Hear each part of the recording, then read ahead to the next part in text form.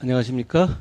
비상대책위원회 시작하겠습니다. 여전히 더불어민주당은 가짜 뉴스를 핑퐁 치듯이 자기들끼리 주고받으면서 키우고 아니면 말고 하고 넘어가는 식으로 정치하는 행태를 계속하고 있습니다. 비근한 예로 최근에 박은식 의원에 대한 정말 말도 안 되는 가짜 뉴스를, 정말 그거는 저는 그랬거든요. 박 의원님 만약에 진짜로 그렇게 5.18은 폭동이다라고 정말로 강하게 주장하셨다면 저는 그걸 보고 저도 이분은 같이 갖기 어렵겠구나 생각했어요. 그런 사람이라면. 그런데 저는 이제 그 사실 무슨 얘기냐면 가짜뉴스의 힘이 그런 거거든요. 저도 그렇게 걱정되고 그런 겁니다. 그런데 저처럼 이렇게 뉴스 고관여층 같은 경우는 그 이유를 찾아보지만 그렇게만 생각하고 넘어가는 분들도 대단히 많을 겁니다. 그러니까 정청래 같은 분이 그걸 게시하고 권칠승 수석 대변인이 그걸 나와서 읊어대고 이런 식의 정치는 대한민국을 굉장히 후진적으로 만드는 겁니다. 과거에 청담동 술자리 의혹도 그랬죠. 그때 그 말도 안 되는 내용을 이재명 대표가 참석한 자리에서 동영상으로, 이런 자리였겠죠?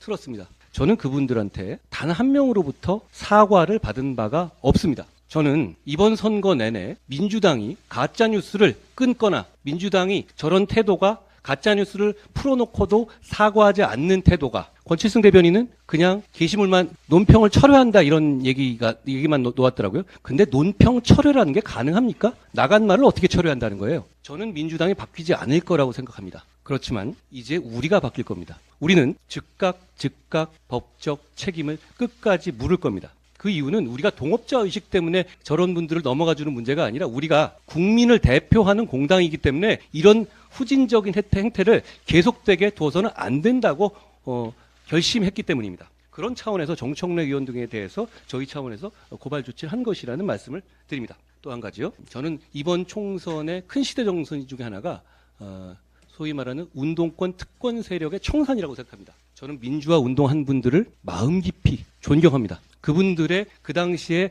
헌신과 희생을 생각하면 저는 그분들에 대한 고마움이 대단히 크다는 점을 말씀드립니다. 그렇지만 민주화 운동은 우리 모든 국민들의 공입니다. 넥타이 부대의 공이고, 그리고 그때 정말 사랑도 명예도 이름도 남김없이 헌신했던 분들이 과연 임종석 같은 분들처럼 몇십 년 내내 기득권으로 정치하고 있습니까? 고인물로 남아서 새로운 세력의 정치 세력을 맡고 있습니까? 그렇지 않지 않습니까? 그리고 그분들 중에 상당 부분은 당시에, 지금은 말은 조심하지만 저는 말씀드리겠습니다. 종북 성향으로 운동하셨던 분들입니다. 그리고 그분들에 대해서 임종석 의원께서 저한테 동시대에 있었던 학생들에게 미안함을 가져야 된다 이런 얘기했던데요. 저는 92학번이거든요. 제가 특별히 누구에게 미안함을 가져야 될 이유는 없어요. 우리 세대가. 저는 80년 광주 항쟁 당시에 유치원을 다녔습니다. 누구에게 미안해야 한다는 말입니까? 우리의 세대들이 열심히 살아왔고 그런 식으로 도덕적인 훈계를 들을 이유는 없습니다. 저는 이번 총선에서 국민들께서 이렇게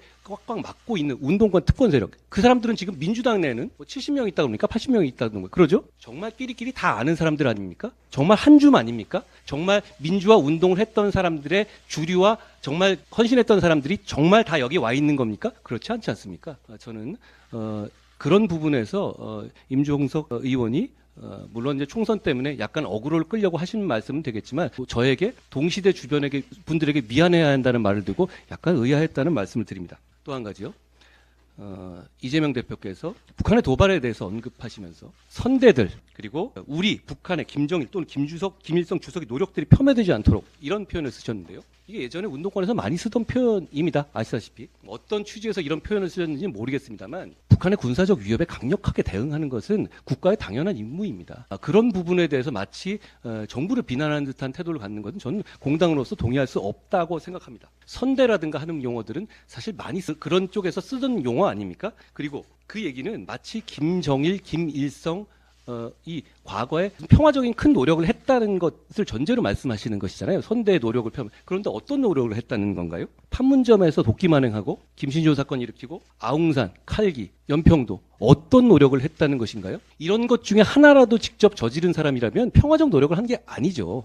저는 그런 식의 인식을 가지고 있는 것에 대해서 우려하지 않을 수 없습니다. 그리고 이런 여러 가지 제가 말씀드린 것 중에서 민주당은 좀 짚고 넘어가야 될 것 같아요. 왜 자기들은 이렇게 해놓고 나서 언론에서 막 지적하더라도 사과하거나 아니면 자신 있으면 다시 얘기하거나 하지 않습니까? 저는 이 부분에 대해서 이재명 대표와 민주당에서 책임 있는 의견이라든가 입장을 내놔야 한다고 생각합니다.